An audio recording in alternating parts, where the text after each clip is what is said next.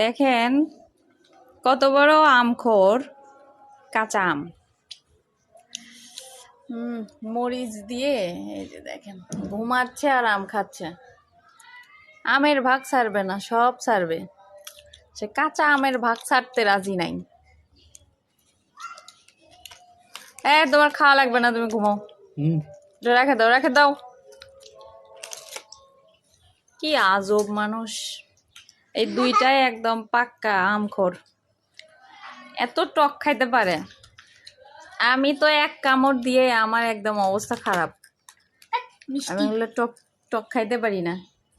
কি হয়েছে? মিষ্টি? হ্যাঁ, তাই নাকি? আমের মধ্যে কি মধু ঢালে দিয়েছে নাকি? অনেক মজা।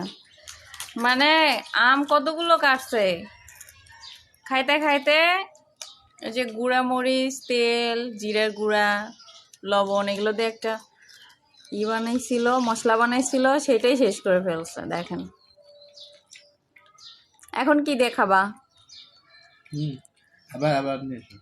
আবার নিয়ে আসো মানে আমি কি চাকরি পাইছি নাকি? তুমি বানায় খাও এবার।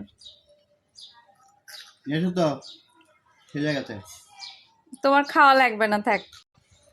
দুইজনে খাইতে খাইতে মশলাই শেষ করে ফেলছে। এখন কি খাবা? আমি জানি তো এরকম করবা, এই জন্য এই যে আমি এখানে সবকিছু আনাই রাখছি। দাও, ফ্রিজটা দাও।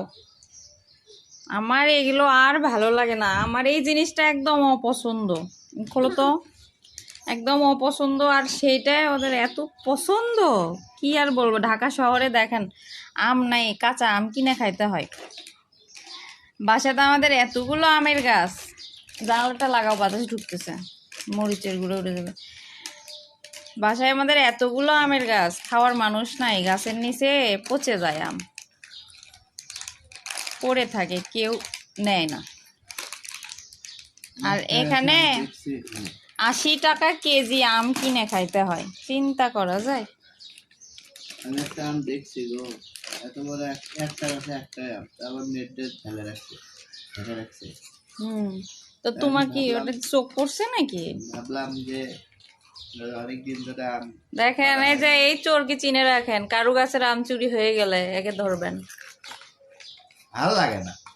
ভাল লাগে নাকি? মানুষের গাছের আমের দিকে চোখ দাও কেন? অন্যের গাছের আমের স্বাদই অন্যরকম। তোমার কি আম কম আছে নাকি বাসায়? এই যে আর কিছুদিন পর গেলে নাও, এটা এখন মিক্সড করো, আম দিয়ে মিক্সড করো, নিয়ে যাও। সব কিছু দিয়ে দিছি পরিমাণ মতো, এখন তোমরা আম দিয়ে শুধু মিক্সড করে নাও। মানে এদের কোনো সময় মুখ বন্ধ যায় না, আম খাচ্ছে, খাইতে খাইতে আবার চিপস।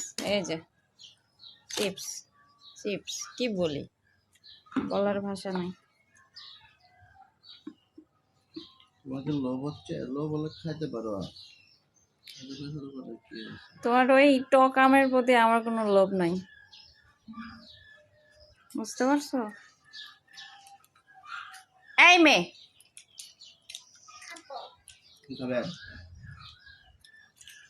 কি লবণ টবণ ঠিক আছে? তো ঠিক আছে, খাও, ইচ্ছা মতো খাও, সব শেষ করে উঠবা।